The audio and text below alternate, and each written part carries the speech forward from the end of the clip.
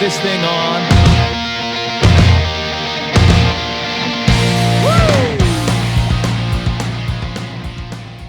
My only suggestion is to listen to lots of different guitar, if you're a guitar player, of course, listen to lots of different styles of music and different guitar players. Try not to, like I went through my phases, I listened to Hetfield and Hammett and Slayer and Holt and Jabs, Matthias from Scorpions, all these great guitar players.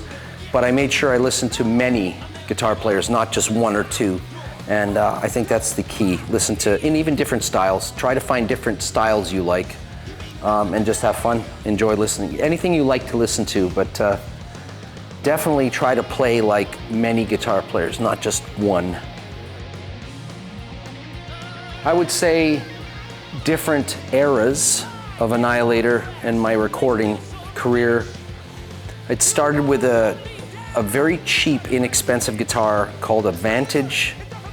I can't remember the model, Vantage V. It was like a V, but very cheap. You could buy it for like $200.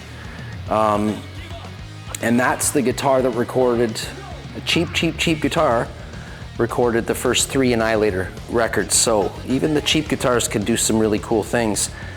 Later on, it became an ESP Dave Mustaine DVR8 or something. I don't know the model. But for many records, I used that one Mustaine ESP guitar. And then I got into, oh boy, can't remember now, I gotta think about it. I think on the King of the Kill record, the 4th record I used an SG, 2 records, Refresh the Demon, King of the Kill. It was a Gibson SG, Angus Young style. And from the 2000s on, like 2007, I'm not sure the years, but really the main force of the rhythm guitar in the studio was one Wolfgang EVH guitar. It was a EVH Wolfgang USA, and there's something magic about the guitar. It was just stays in tune and it just sounds great. So had a really cool Van Halen guitar that I've been using for years. For clean guitar sounds though, I've been using a Fender Strat since 1994, the same one. And of course I have my old classical Yamaha guitar that I've been using as well. For lead guitar, I'll use almost anything. Lead guitar I'll try. I have quite a large collection of guitars in the studio and in storage and for touring and for studio. And I'll just try different lead guitars. Yes, I keep in touch with Dave Padden. I'd say once every 2 months, every 3 months, we send each other Facebook messages. How romantic. But it's usually about old pictures or old things or memories, or he met someone that says hello at a concert, or I say something to him. So yeah, we keep in touch. He's still playing in the same band. It's a cover band that he works in a very well-known, nice club in Vancouver, Canada. And he's been like part of the house band there ever since I met him, I think, almost for a long time. Good guitar player and good singer. Maybe I see him again sometime. Well, I didn't really try to maintain the Annihilator guitar sound. I think different instruments and amps and studios were used, different styles of picking and music. But I think it's that thing of like, if Angus Young picked up someone's guitar, it would sound like Angus Young. If Eddie Van Halen picked up anybody's guitar, it would sound like Eddie Van Halen. I think that's really how it is. I've tried many different styles of guitars and sounds, but everybody always says, oh, that sounds like Waters. So I think most of it's in your playing. Kind of personal, but I don't care. I don't care at this point in my life. I'll say whatever I want, right? Almost anything I want. But just don't cancel me, please. So this question is about depression and addiction. And this person has battled both most of his life and is, here's some good news, currently 4 years clean. Okay, so yeah, depression and addiction, yeah, I'm sure there's at least one of those almost everybody's experienced, whether they know it or not. A lot of Annihilator fans or people that follow what I do know this is, they don't know the exact year, but they know I'm actually coming up to 25 years of no alcohol. Water. Vodka. No, it's basically 25 years of no drinking. And addiction, well, I guess I don't know if this is real or not, but this addictive personality thing. Yeah, if I go gambling, I got to be very careful because I would spend everything. So I have to really fight hard and think. When I smoked cigarettes, it was the same thing. I couldn't have one cigarette or half a pack. I'd have to have like 2 packs in a night. I'd just keep going. So I realized I was very lucky that and with alcohol, it was the same thing. I'm lucky I stopped the real bad things quick enough, because if they kept going on, I wouldn't have been here. But it's very good to see that you've quit for 4 years. You didn't really ask me a question except if I ever suffered from it. So yes and yes. At least I learned, with depression, sometimes when certain things happen and somebody close to you dies, or there's just sometimes you get hit with it for no reason, you think. I at least learned that there is always a way out, and it's kind of like the depression is making you feel like things are bad and the end, and is this the best it gets, or is this the end? And I think that's what depression is. It fools you, it tricks you into thinking that things are much worse than they really are. But of course people have bad things happen, but there's always a way to get through it. And it's good to hear that you've got clean for 4 years. Well done. The song Word Salad from the debut Annihilator record. Word salad. Okay, so, that word salad came up and became a political phrase with Kamala Harris's word salad, I believe it was, a few months ago. So it was pleasant to see a song I wrote back in like '87, and all of a sudden I turn on the news and it says Kamala Harris's word salad every time I turn the TV on. I was like, oh, it's not my song. Okay, never mind. But word salad, basically, I read that back in the '80s and I went, what does that mean? And it's just mumblings, babblings, incoherency, things that don't make any sense. So I wrote, I think I was only about 18 when I wrote the song, and I just wrote it about, somebody crazy in a lunatic asylum. I don't know what I was thinking, but I just tried to imagine that my mind could not focus and I couldn't speak properly, and had all these incredible different words put together. Sounds like Kamala Harris. So, yeah, word salad, musically, that was a nuts. That song was crazy.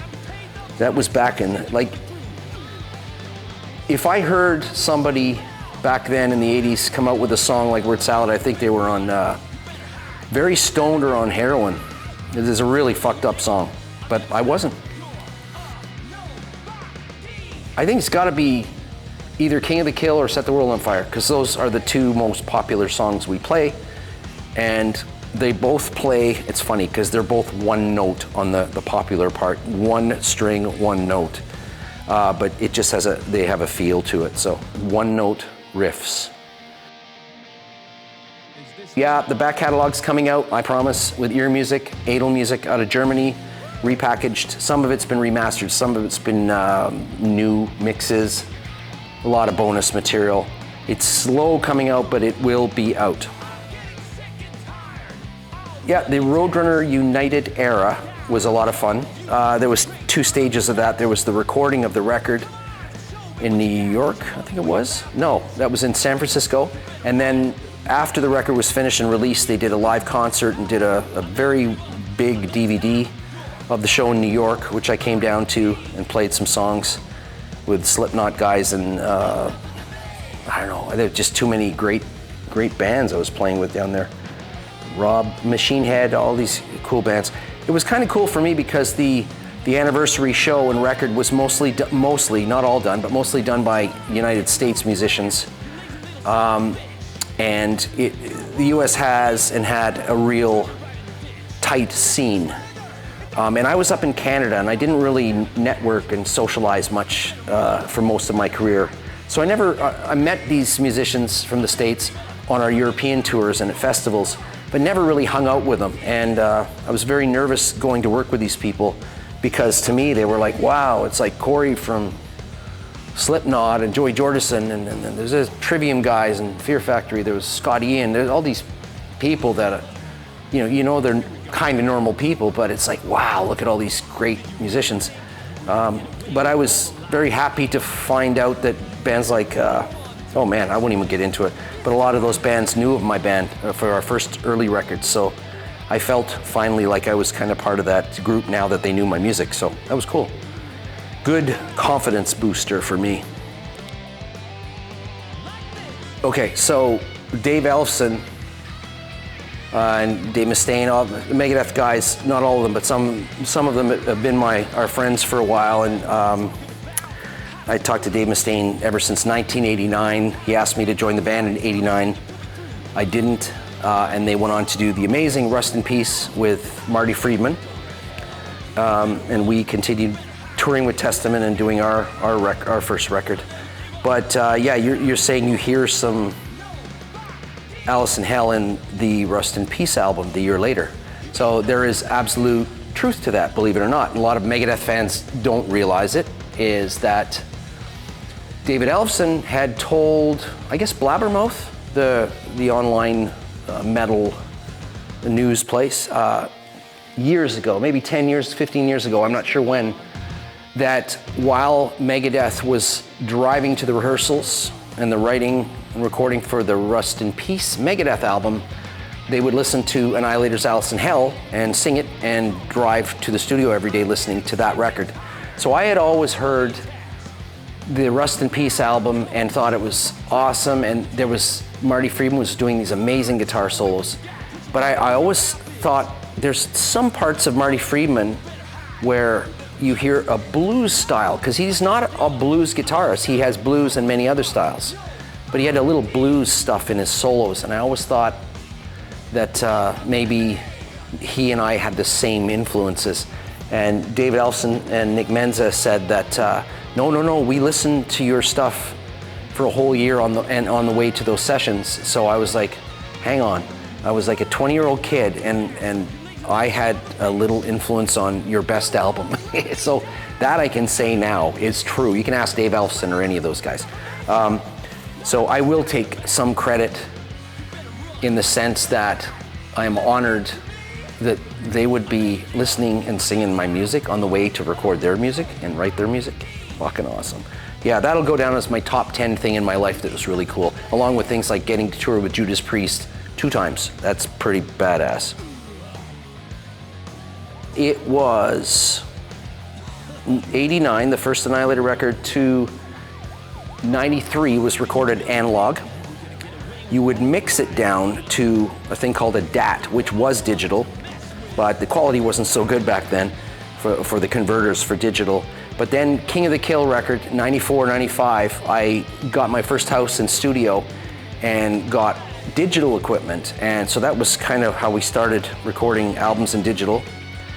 And over the years, a lot of people have discovered that if you have the money or the resources and you have the studio, especially the money, and we ended up, my wife and I, 7 years ago, we sat down, we decided, let's just spend a lot of money. We only live once. And see, this is why I got a cool wife, is we became partners and opened a studio in England. And it's based on all analog equipment, but it integrates with digital system. So a digital system. So it's analog controlled. So we have all the old school tube gear thingies and all the modern digital things and effects and all that stuff. So we got the best of both worlds in the last 6 years of Annihilator records. Yeah, that's it. Digital and analog. Both are fantastic for their different reasons. No. But thanks. Maybe the year after, I don't know. We'll see. I think what you're asking me is, for playing at home, what would be more fun, a pedal board or like a Helix or a Kemper or a Fractal, maybe? Guitar processor? Or a bunch of different old school analog pedals? I would say if you're playing at home for fun and you're not trying to write serious music and record serious demos, to make serious albums, absolutely get a whole bunch of different used guitar pedals. Go buy some old pedals you find for cheap. That's the most fun, because then you get all the old school sounds and you can combine them in different ways. That's what I'd do.